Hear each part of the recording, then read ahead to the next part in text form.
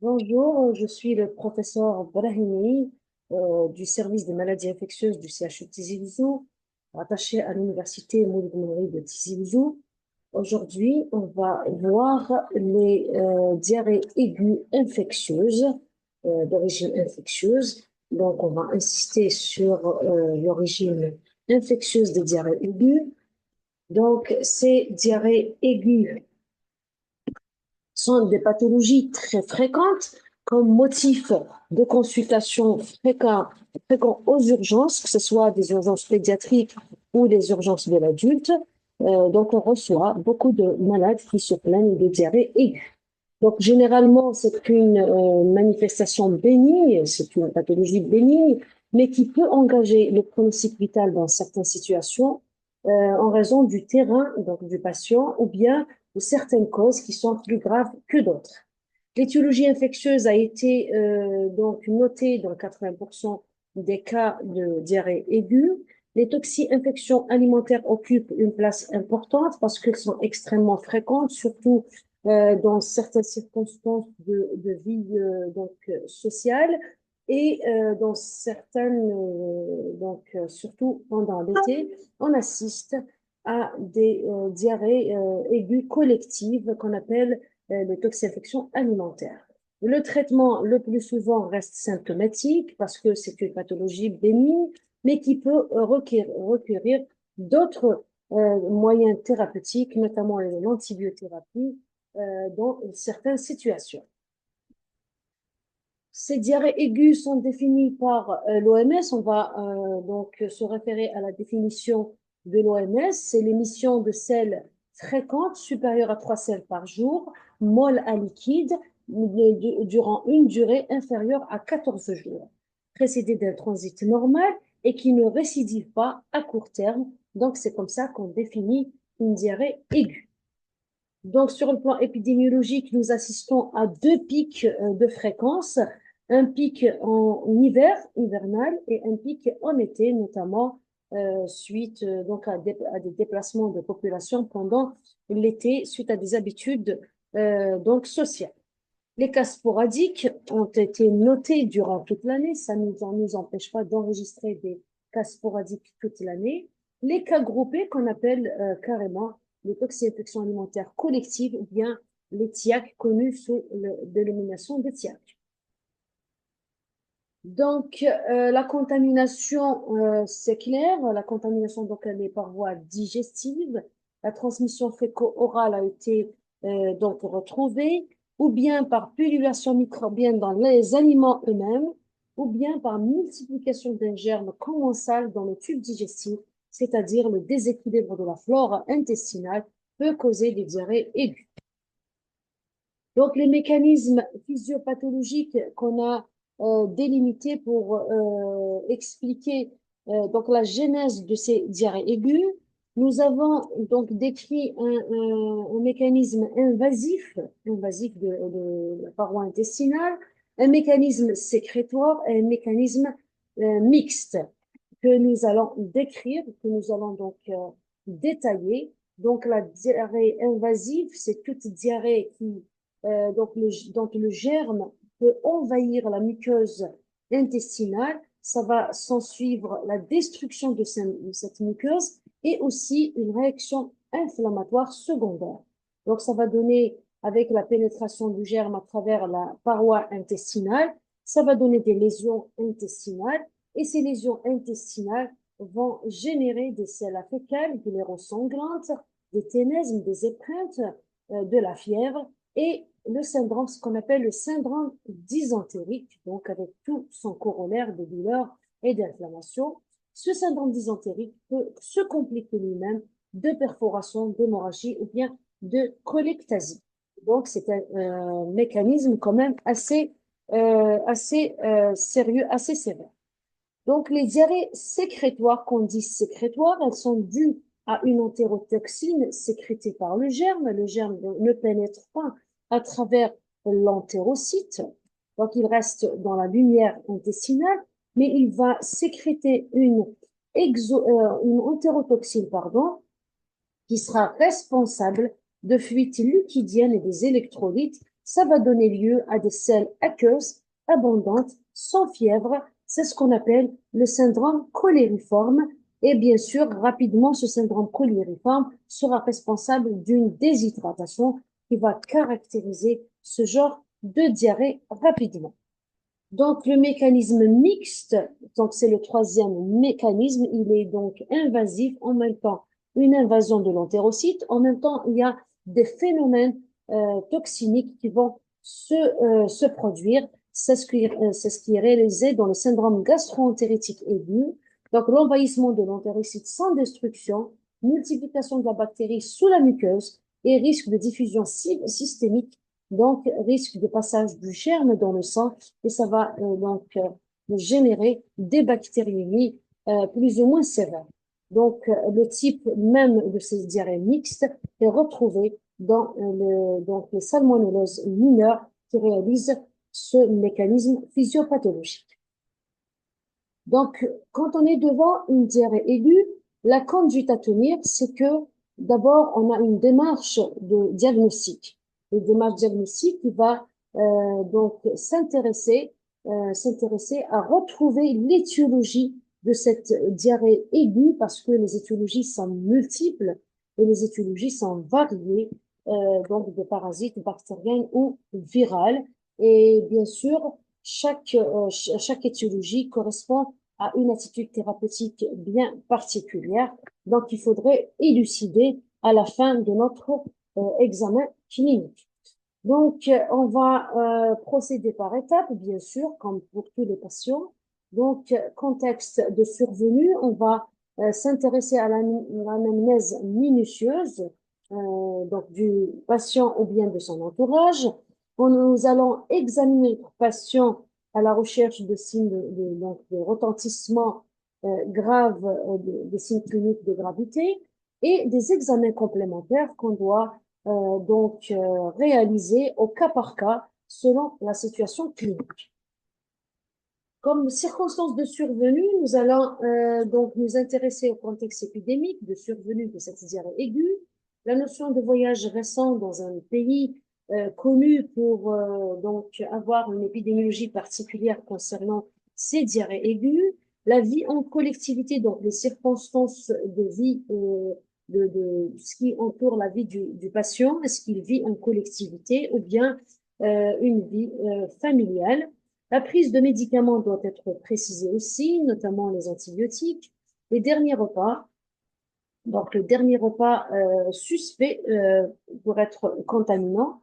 Les antécédents d'épisodes similaires, est-ce que c'est un seul épisode ou bien c'est répété dans l'année ou bien dans le mois? Les signes extradigestifs, nous devons minutieusement les rechercher parce que ça peut nous orienter vers une étiologie particulière. Le terrain, on va aussi s'intéresser au terrain du patient. On va rechercher donc les comorbidités qui peuvent le rendre vulnérable à cet épisode de diarrhée aiguë. Donc, le terrain peut être un facteur de risque important de gravité. Donc, nous devons rechercher les comorbidités. Nous devons nous intéresser aussi à l'état immunitaire du patient et l'âge du patient en connaissant que les extrêmes de l'âge sont toujours graves quand il y a un phénomène aigu comme ça qui survient. Sur le plan clinique, nous allons nous intéresser aussi aux caractéristiques de la diarrhée, au nombre de selles, à la consistance des selles. Est-ce que c'est glairo-sanglant, il y a du sang, il y a de la glaire, du pus dans les selles, ou bien c'est des diarrhées aqueuses, audriques. Donc, on doit s'intéresser à cette consistance. Donc, le type hydrique, glairo-sanglante, purulente, le syndrome rectal, est-ce qu'il existe, le syndrome avec les épreintes, les ténèsmes, les douleurs. Voilà et éliminer les fausses diarrhées du syndrome dysentérique et du syndrome cholériforme sans être incolore. Votre examen physique doit être aussi complet. Donc, on va s'intéresser à l'état général. Y a-t-il retentissement de cette diarrhée sur l'état général? Plus elle dure dans le temps, la diarrhée, plus elle dure dans le temps, plus elle est accompagnée de vomissements, plus l'état général se trouve altéré par des phénomènes de déshydratation. Donc, nous devons rechercher cette déshydratation et voir état de choc, bien sûr, par la prise de tension artérielle, s'intéresser à l'état hémodynamique du patient par le choc donc hypovolémique, nous devons le rechercher. L'existence ou non de la fièvre, on est devant la chiffrer, des douleurs abdominales, des signes extradigestifs, articulaires qui peuvent être associés et nous orienter vers certaines étiologies, ainsi que les signes cutanés. Donc, les examens complémentaires sont non systématiques. On ne les fait pas pour tous les patients, surtout quand il s'agit d'une toxi-infection alimentaire où on reçoit beaucoup de monde aux urgences. Donc, c'est pas pour tout le monde, c'est pas pour tous les consultants qu'on doit faire un examen complémentaire. Nous devons trier les patients. Donc, les diarrhées sans facteur de gravité ne nécessitent aucun examen complémentaire, surtout que si le patient il est immunocompétent, il est jeune, il ne vomit pas, il peut se réhydrater par voie orale, on va se contenter donc de prendre les constantes et puis de traiter symptomatiquement. Par contre, la diarrhée avec les facteurs de risque de gravité mérite donc une hospitalisation. Donc le patient sera gardé et on va apprécier son retentissement et on va faire toute une enquête étiologique pour déterminer l'étiologie de cette fièvre, de cette diarrhée aiguë, pardon, et traiter en conséquence.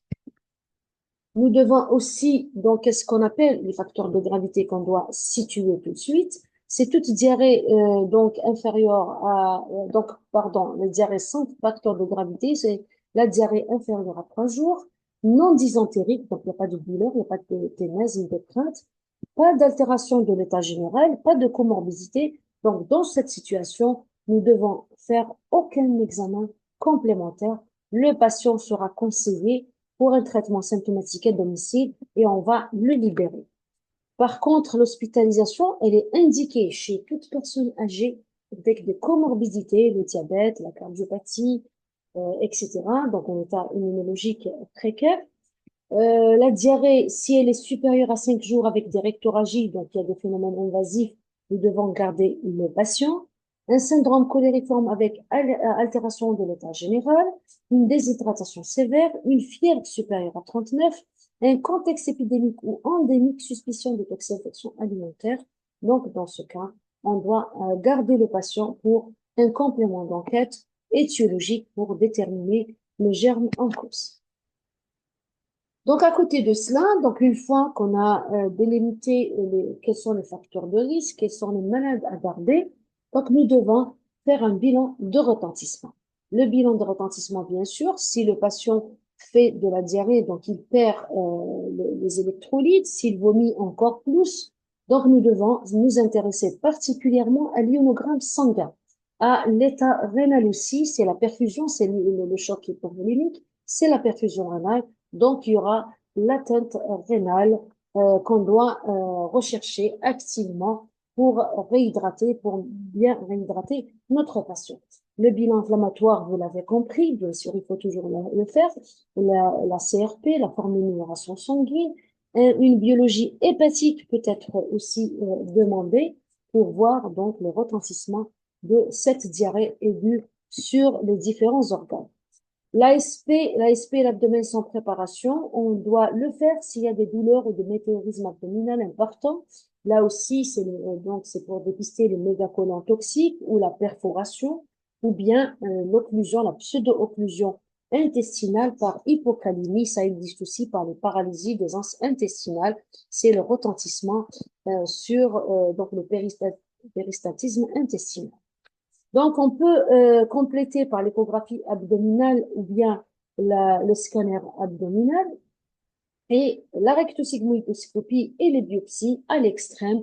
Nous pouvons donc faire donc compléter notre bilan par une endoscopie, rectosigmoïdoscopie et les biopsies. On arrive au bilan étiologique où une fois qu'on a examiné notre patient, on a fait le bilan de retentissement et puis le bilan étiologique qui peut comprendre des sérologies et des bactériologies. Les sérologies en fonction du contexte.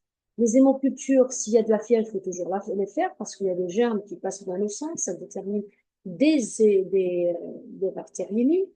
La bactériologie de l'aliment suspect, ici, il s'agit d'une toxi-infection alimentaire collective.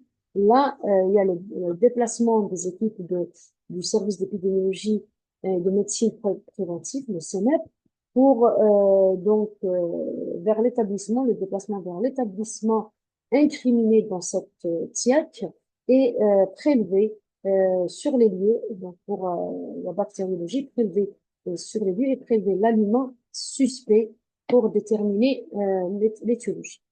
Toujours dans le bilan étiologique, on ne peut pas s'en passer de la coproculture parce que le prélèvement frais en milieu de laboratoire, après ensemencement, on va rechercher systématiquement, ça peut être contributif, en isolant le salmonelle, le shigelle, le campylobacter, le yersinia. Là, c'est des germes qu'on recherche systématiquement en microbiologie. Et parfois, on a des milieux optionnels sur demande si on a des orientations vers l'Escherichia coli O157, H7, ou bien si on a une suspicion, forte suspicion de Vibrio cholerae, là, on doit faire un résumé clinique, avertir le laboratoire pour faire activement cette recherche. Et le Clostridium difficile et sa toxine, en cas où on suspecte la diarrhée post-antibiotique, ainsi que le Klebsiella oxytocin qui est incriminé aussi dans les diarrhées post-antibiotiques. Toujours dans le bilan étiologique, nous pouvons être amenés à faire une parasitologie des selles fraîchement émises au milieu du laboratoire pendant 3 jours de suite. On va effectuer un examen direct à de techniques de concentration, donc les milieux spécifiques de l'amblia, du giardia, l'anguilose et les autres parasitoses qui peuvent être incriminés dans ces diarrhées. Donc, pour les virus, donc on a parlé de la parasitologie, on a parlé de la microbiologie, de la bactériologie, et pour les recherches du virus, chez l'enfant, on fait une recherche du rotavirus qui est incriminé dans 80% des diarrhées infantiles, surtout en période hivernale.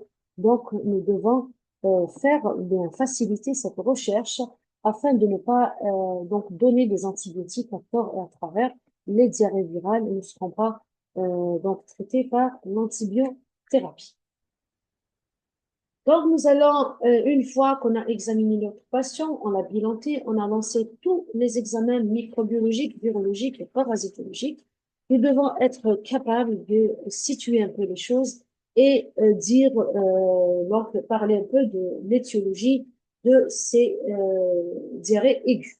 Donc, les diarrhées aiguës, dans la majorité des cas, elles sont infectieuses.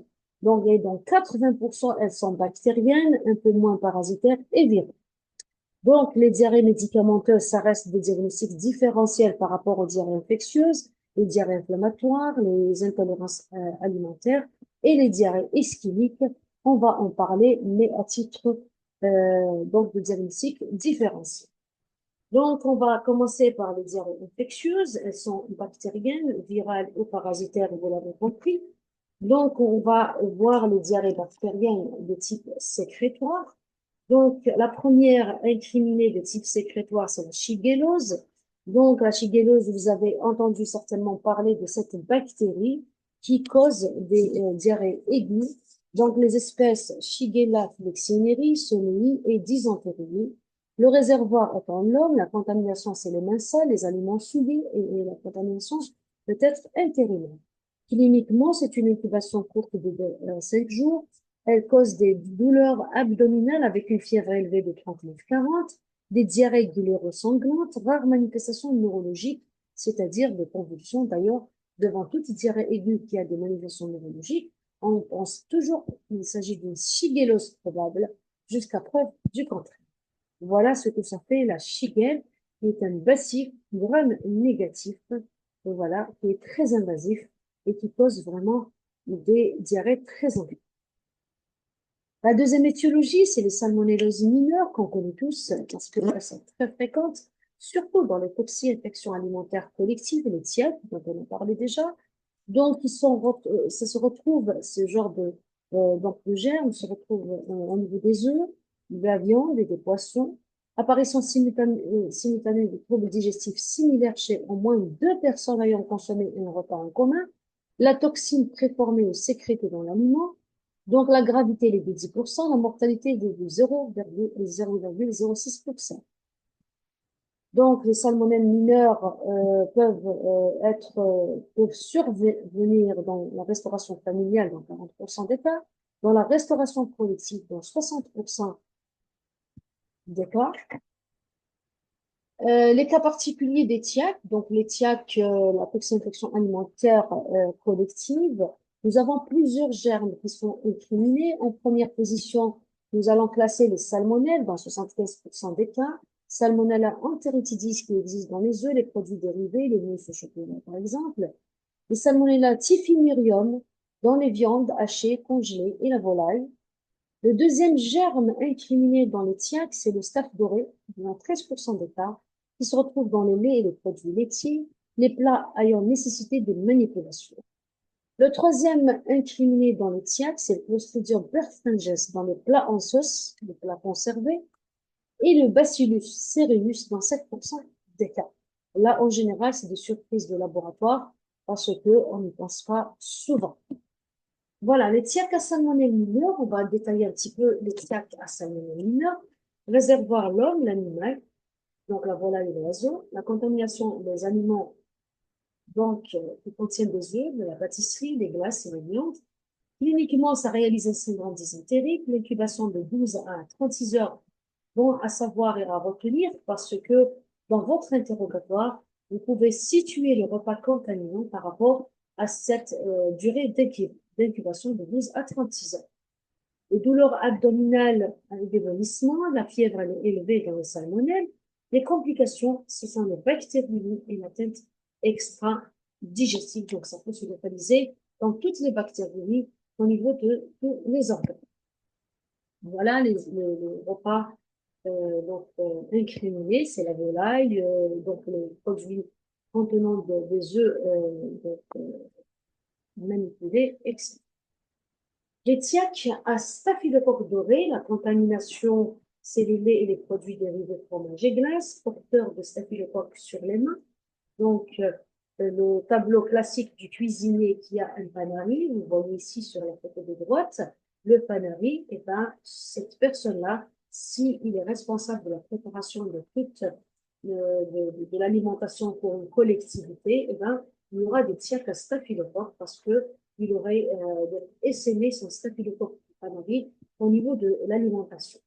Donc, cliniquement, syndrome cholériforme, donc incubation de 2 à 4 heures aussi, bon à savoir, parce que c'est le plus fréquent, les salmonelles et le staphylocoque, c'est le plus fréquent des étiologies de tiac. Donc, 2 à 4 heures, quand c'est court, comme ça, il faut toujours évoquer l'étiologie staphylocoque. Ça donne des nausées, ça donne surtout des vomissements, des douleurs abdominales, mais dans le tiac à staphylocoque, on ne retrouve pas de fièvre, c'est ce qui les distingue avec le tiac à salmonelle, donc où la fièvre est présente à 39 et la période d'incubation, elle est 12 à 36 heures, je vous le rappelle, pour les salmonelles mineures. Par contre, elle est de 2 à 4 heures pour le staphylocoque et surtout l'absence de fièvre qu'il faut retenir. Donc, quand on n'a pas de fièvre, pensez à tiac à staphylocoque doré. Les tiacs à Clostridium perfringens, l'aliment mixé en général, les plats en sauce préparés, il faut faire attention. Les viandes mal cuites laissées à température ambiante, la clinique c'est syndrome cholériforme toujours, et l'intubation moyenne de 9 à 15 heures. Ça donne des douleurs abdominales, il n'y a pas de fièvre, pas de nausée, ni de vomissements. Complications, c'est parfois les entérocolites nécrosantes. Donc quand même, ça reste un tableau assez sérieux, il faudrait savoir y penser, mais en général, il faut avoir un bon laboratoire qui va nous isoler le Clostridium perfringens et sa toxine. Les tiacs à Bacillus cereus, qui existe, ce bacillus existe au niveau des viandes, de la volaille, du riz frit. La clinique, donc, c'est le syndrome cholériforme, incubation de 1 à 16 heures. Ça donne des nausées, ça donne des vomissements, des douleurs abdominales, des céphalées, isolement de Bacillus cereus dans l'aliment en cause. Il faudrait y penser. Ceux qui font l'enquête épidémiologique autour de cas de TIAC doivent savoir donc faire des prélèvements adéquats au niveau de l'aliment qui est en cause, qu'on a incriminé. Donc, les yersignoses, les Yersinia enteromyctica, donc qui est rare quand même comme étiologie, réservoir l'animal, oiseau, rongeur, bétail, le porc. La contamination, c'est à partir du lait, des légumes crus, des viandes de porc, et cliniquement, après une incubation de 7 à 12 jours, manifestation extradigestive tardive, telles qu'une fièvre, une érythème scarlatiniforme, une érythème milieu et des arthralgies des arthritis peut donc nous orienter vers l'étiologie yersinien, bien que rarement isolée par nos laboratoires.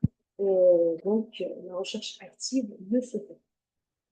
Le Campylobacter jejuni, c'est la première cause de diarrhée dans les pays industrialisés. Donc, le réservoir reste la volaille. Contamination interhumaine, les aliments, les lait crus et la volaille. Cliniquement, après une incubation de 1 à 3 jours, les complications majeures, c'est le syndrome de Guillain-Barré, l'immunité acquise protectrice à type IgE. Donc, pour le Campylobacter jejuni, donc vous voyez, il n'y a rien de spécifique pour ces étiologies. Donc, il faut connaître les plus fréquentes, les salmonelles mineurs, les staphylocoques et le Clostridium perfluorens.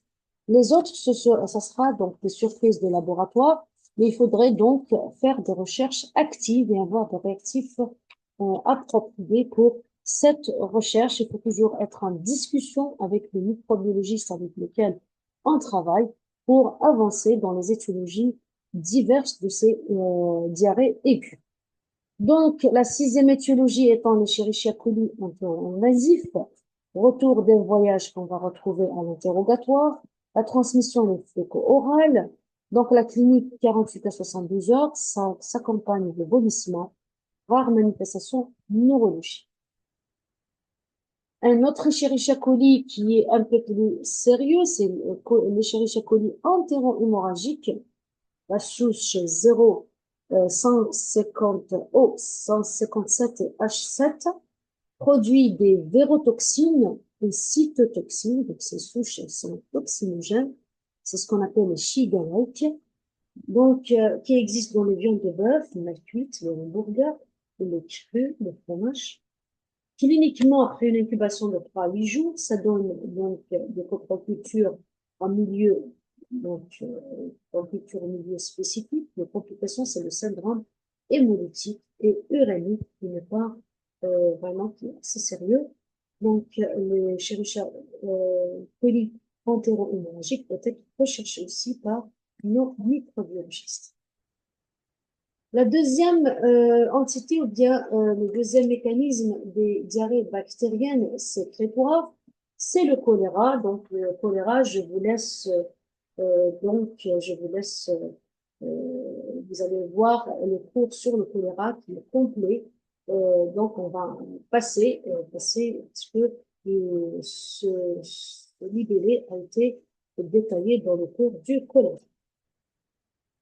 Donc, les diarrhées parasitaires, nous devons, donc, les diarrhées parasitaires, après donc avoir vu donc les différentes étiologies des diarrhées bactériennes, les diarrhées parasitaires telles que l'amibiase, qu'on a aussi traité dans un cours à part, donc les caractéristiques de ces diarrhées qui sont dysentériques, sanglante, invasives, qui peuvent se compliquer par des localisations hépatiques et pulmonaires, donc qui sont dues à Entamoeba histolytica histolytica. Nous avons des diarrhées liées à la bilharziose schistosoma monsonie, donc sur le plan épidémiologique, nous n'est pas particulièrement concernés par la bilharziose digestive, la giardia lamblia et la trichinose, qui peuvent être des étiologies parasitaires de ces diarrhées. La quatrième étiologie, c'est la diarrhée virale. Donc, les diarrhées virales, tous les virus peuvent donner donc ces diarrhées aiguës, notamment chez l'enfant, telles que le cytomégalovirus, surtout chez les immunodéprimés, ça fait des lésions au niveau intestinal importantes. Le rotavirus, c'est qui est responsable de diarrhée aiguë du nourrisson et du jeune enfant, surtout en période hivernale. Voilà. L'entérovirus, les adénovirus, les poliovirus, qui sont des entérovirus aussi, Coxsackie A élevé, l'écovirus, le parvovirus et le réovirus. Donc, le plus fréquent chez les enfants, on va retenir les rotavirus.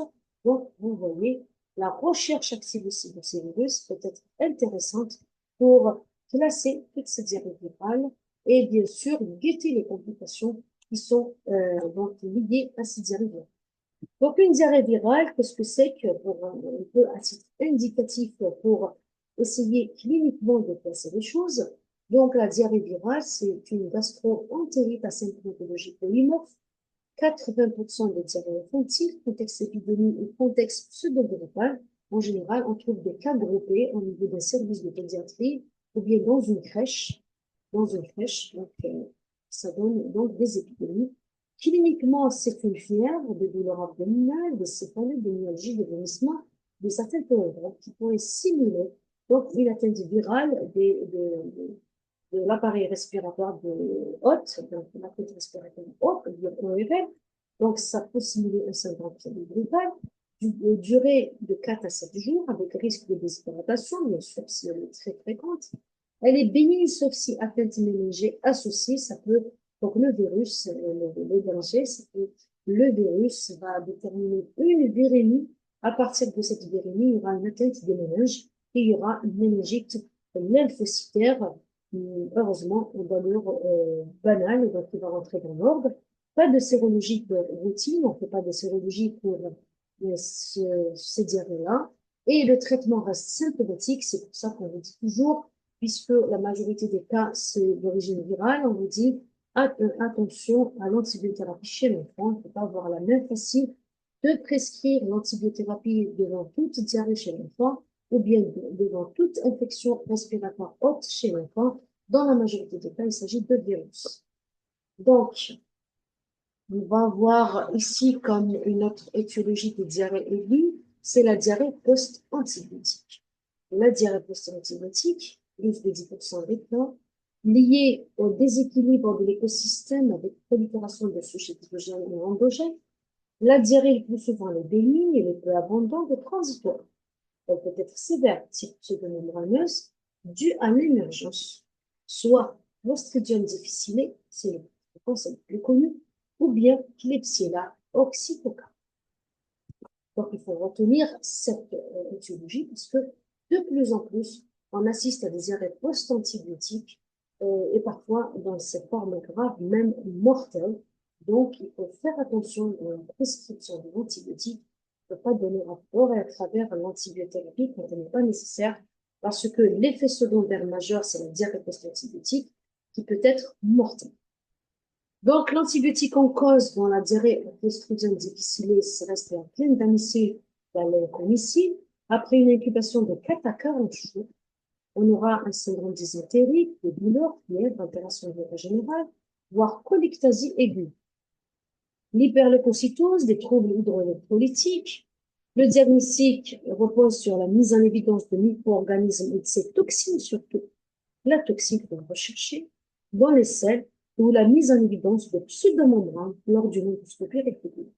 Parfois, devant ce syndrome diarrhéique dysentérique, on est obligé de faire une endoscopie et on va tomber sur des lésions spécifiques de colite pseudomembraneuse qui signeraient le diagnostic de Clostridium difficile. Le traitement, c'est l'arrêt de l'antibiothérapie et parfois on est obligé de traiter avec l'antibiotique aussi. Donc, voilà l'aspect de la colite pseudomembraneuse à l'endoscopie, ce que notre gastro peut retrouver quand il va faire une endoscopie. La deuxième étiologie des diarrhées post-antibiotiques, c'est le Klebsiella oxycoca, plutôt les bêta-lactamines qui sont incriminées. Ça donne aussi un syndrome dysentérique après une incubation de 2 à 7 jours, diarrhée hémorragique fébrile, la coloscopie, suffusion hémorragique et érosion sur tout colon de l'eau. Donc, vous voyez, c'est pas des pseudomembranes que ça donne. Celui-là, donc, ça donne des suffusions hémorragiques et des érosions sur tout le colon droit, surtout le colon droit. Le traitement, c'est toujours l'arrêt de l'antibiothérapie incriminée. Les autres causes des diarrhées aiguës, on a dit les causes médicamenteuses, les AIONS, les laxatifs. Les causes inflammatoires aussi, c'est un chapitre particulier pour être traité par les internistes ou bien les gastro-entérologues. Les intolérances alimentaires aux coquillages, champignons, là aussi, c'est notre interrogatoire qui nous permet de faire la part des choses. Et les diarrhées ischémiques exceptionnelles, les diarrhées du stress, c'est les diarrhées motrices. Là aussi, c'est des diagnostics d'élimination. Nous ne devons pas les poser d'emblée. Donc, après avoir éliminé, des étiologies qui peuvent être gravissimes. On arrive donc au chapitre traitement. Quelle est notre conduite à tenir quand on a devant nous un malade qui fait de la diarrhée aiguë? Donc, il faut mettre au repos ce malade. Il faut faire un isolement en cas de contexte de diarrhée bactérienne. Donc, c'est l'isolement, quand on parle de l'isolement, c'est l'isolement entérique, c'est-à-dire que nous devons recueillir le sel du patient à part le désinfecter, les désinfecter avant de les jeter. Pourquoi? Pour ne pas déclencher une véritable épidémie. Déclaration obligatoire en cas de diarrhée liée à la fièvre typhoïde. Là aussi, c'est un chapitre que vous allez traiter à part. Donc, on va vous parler de la déclaration obligatoire de la fièvre typhoïde, de la toxi-infection alimentaire collective, parce qu'il y a des mesures à prendre au sein de la collectivité, il faut déclarer. Le choléra aussi, c'est une maladie en déclaration obligatoire par excellence, ainsi que le botulisme, dont on suspecte donc une infection botulique. Le traitement symptomatique, il va s'intéresser à compenser les pertes hydroélectrolytiques puisqu'il s'agit de diarrhée et de vomissement. Donc, il faudrait réhydrater le patient, le réhydrater par voie IV si déshydratation importante, sévère, ou bien si des vomissements, donc le patient ne peut pas se réhydrater par voie orale, donc on va lui proposer une perfusion donc de liquide. Donc, par voie orale, nous allons proposer la solution qu'on dit de l'OMS, qui préconise donc 3,5 g de NaCl, 2,5 g de KCl, 2,5 g de bicarbonate de sodium et 20 g de glucose dans 1 litre d'eau. Donc, cette solution reconstituée, ça va répondre exactement aux besoins de l'organisme pour compenser toutes ces pertes hydroélectrolytiques. Puis, réalimentation progressive sans résidus, l'eau de riz, soupe de carottes et éviction du lait. Donc, pendant la phase aiguë, il faut éviter les laitages. Donc, pour le traitement symptomatique toujours, parce que on trouve donc les prescriptions comme ça, est-ce qu'elles sont correctes ou pas, les prescriptions, en fait, à titre externe, ou bien même de l'automédication, le patient peut partir chez une pharmacie, lui décrire les symptômes, et puis il va recevoir plein de gélules qui vont il va essayer de se soulager avec ces traitements en automédication. Donc, pour les antiseptiques intestinaux, avant, on donnait donc de l'oxyfurine, on donnait de l'intétrix, on connaît très bien ces médicaments-là. Bon, de plus en plus, on n'en donne pas, on préfère donc traiter par la réhydratation, et puis, si ça nécessite une antibiothérapie, on la prescrit. Sinon, on donne rien. Donc, traiter les symptômes associés par les antispasmodiques, s'il y a des douleurs, il faut toujours soulager le patient, une antiémétique s'il y a beaucoup de vomissements. L'arrêt des médicaments sans suspicion de diarrhée iatrogène. Il faut réduire l'intensité de la diarrhée par des médicaments antidiarrhéiques. Là aussi, donc le commerce ou bien l'industrie pharmaceutique met à notre disposition beaucoup de médicaments qu'on dit qu'ils sont antidiarrhéiques, absorbants, etc. Est-ce qu'ils sont préconisés? Est-ce qu'ils sont bons ou pas? Là, bon, il y a beaucoup d'études sur ça. Donc, les ralentisseurs du transit, contre-indiqués dans les diarrhées invasives, risque de diffusion systémique par stase, prolonge la présence de germes pathogènes dans le tube digestif. Donc, quand on ralentit ce transit, donc on dit qu'il vaut mieux laisser le transit y aller pour éliminer le germe et sa toxine le plus rapidement possible. La même chose, donc l'opéramide de l'imodium, ce qu'on connaît tous sous le nom de l'imodium, on donnait une gélule après chaque selle, maximum 6 à 8 gélules par jour, le risque de constipation, voire de cholestasie en cas de surdosage. Donc aussi, c'est des médicaments qui peuvent aider le patient à un certain moment, mais il faut faire attention, ça peut faire donc des complications.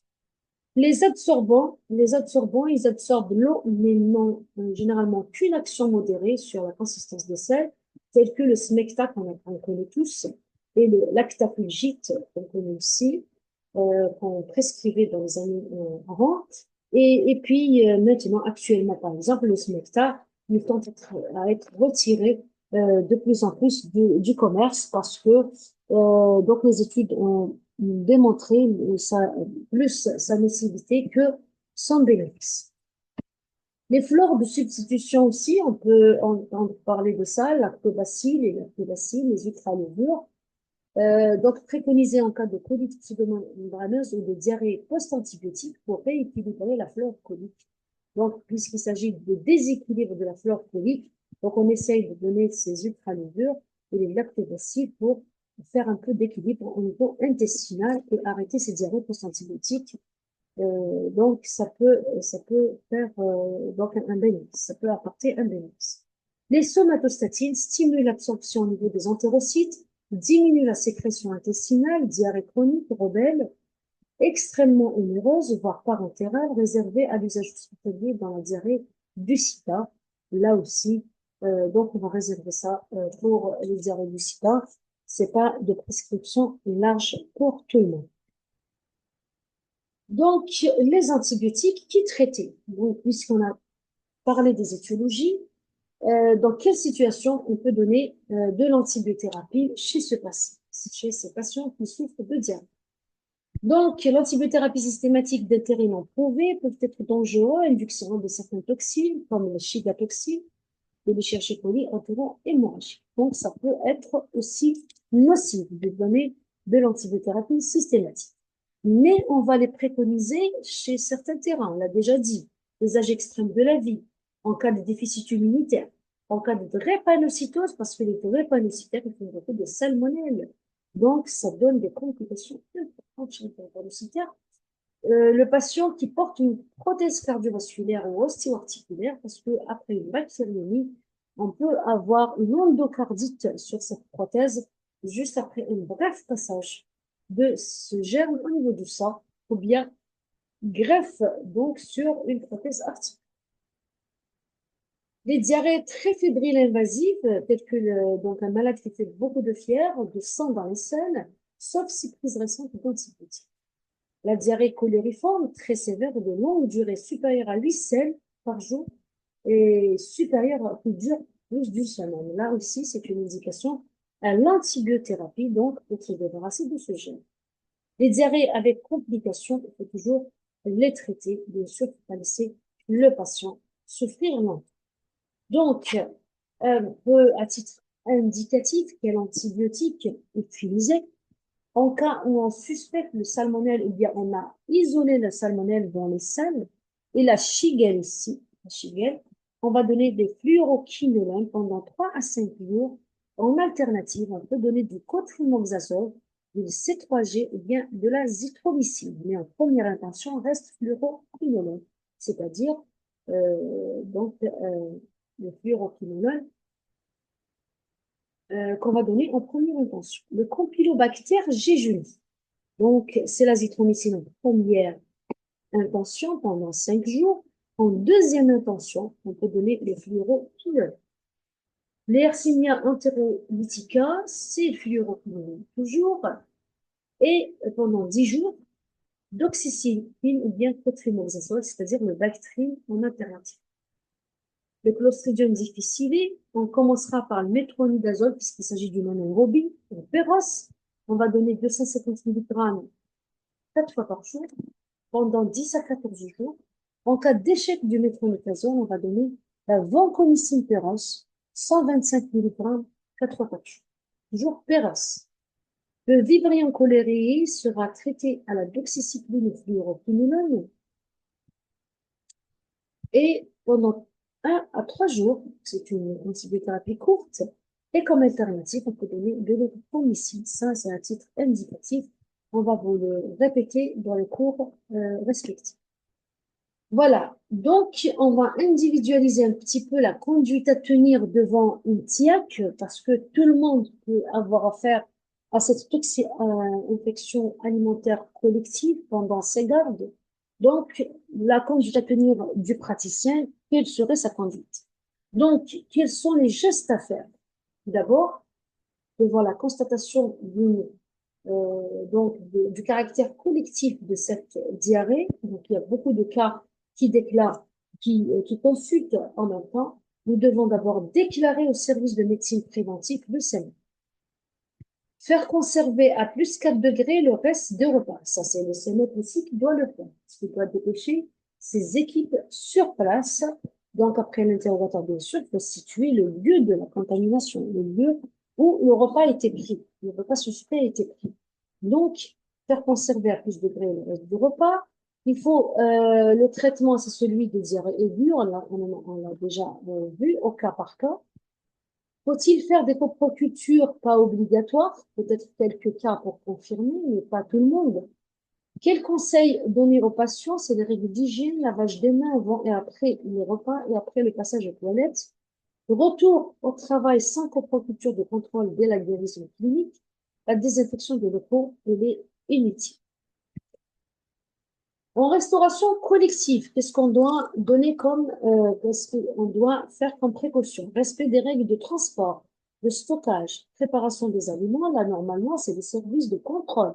C'est les contrôleurs, euh, donc, qui doivent faire ce genre de travail, de déplacement de façon continue, surtout dans la saison estivale. Nous devons donc maintenir toujours ce contrôle des aliments, de leur stockage, du circuit, bien de la chaîne de froid, respect de la chaîne de froid, des aliments, de la production jusqu'à la consommation. Respect strict de la chaîne de froid et du chaud, éviter le temps prolongé des aliments à température ambiante, en restauration familiale, et limiter les risques liés à la consommation de crues ou peu cuits, ne pas garder les œufs à plus de 15 jours à 4 degrés, pas d'œufs non cuits pour les personnes âgées et malades, préparation à base de non cuite, c'est-à-dire mayonnaise, crème, mousse au chocolat, etc., à consommer rapidement et à maintenir froid. Les viandes hachées et les volailles bien cuites. Sur le plan préventif, donc comment éviter toutes ces diarrhées aiguës? Eh ben, en premier lieu, c'est les mesures d'hygiène bucco-orale. Donc, c'est le lavage des mains, c'est l'hygiène liée à l'alimentation. Le lavage des mains, donc l'hygiène des mains de l'entourage, du personnel soignant quand on s'occupe des malades diarrhéiques. Donc, il faut toujours se laver les mains à la solution hydroalcoolique ou bien carrément en savon, donc à liquide moussant et de l'eau. Si patient hospitalisé, il faut chambre seule, isolement entérique, on l'a déjà dit, c'est les selles, pour recueillir les selles de façon donc on n'est pas contaminé tout l'entourage. Sur blouse, les gants, les chaises percées, s'il y a beaucoup de diarrhée, c'est peut-être les chaises du cholérique, qu'on a déjà traité dans le cours précédent. Gestion des selles. Donc, détermination de la zone dangereuse et des températures utiles pour les aliments. La température chaude, destruction des germes en forme végétative. La température ambiante et tiède, ça favorise le développement de micro-organismes. La température basse de réfrigération empêche le développement bactérien. Donc, il faut avoir donc ces connaissances-là pour faire attention à notre alimentation, comment la garder et la conserver. Donc, en conclusion, donc les diarrhées aiguës, c'est un problème de santé publique majeur dans le monde, à travers le monde. Donc, ça connaît des pics de fréquence, par rapport au déplacement de population, bien par rapport donc à la saison estivale, touristique, tout le monde se déplace hors de son domicile. Donc, il faudrait savoir comment s'alimenter de façon saine. Donc, c'est un motif fréquent de consultation, aux urgences notamment, puisqu'il s'agit d'une urgence, c'est pas de consultation. C'est une pathologie le plus souvent bénigne, heureusement, parce qu'elle est très fréquente, mais le plus souvent bénigne. La gravité, c'est chez les personnes âgées, chez l'immunodéprimé. Le traitement reste la réhydratation pour compenser les pertes hydroélectrolytiques, assister les malades à risque.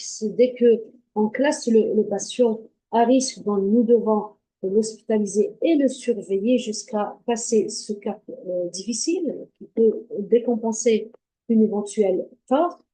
Épaissir les selles, ne pas ralentir le transit. Il faut la désinfection non ciblée, elle a peu d'intérêt, donc il faut faire donc des mesures d'hygiène dans notre alimentation et dans la conservation, la consommation de notre alimentation. Il faut faire attention dans la chaîne de froid, depuis la production de l'aliment jusqu'à sa consommation. Il ne faut pas qu'il y ait des erreurs, des écarts d'hygiène, des écarts de conservation. Sinon, c'est l'intoxication alimentaire, bien sûr, et c'est la diarrhée aiguë qui peut être quand même assez sérieuse. Donc, je vous remercie pour votre attention.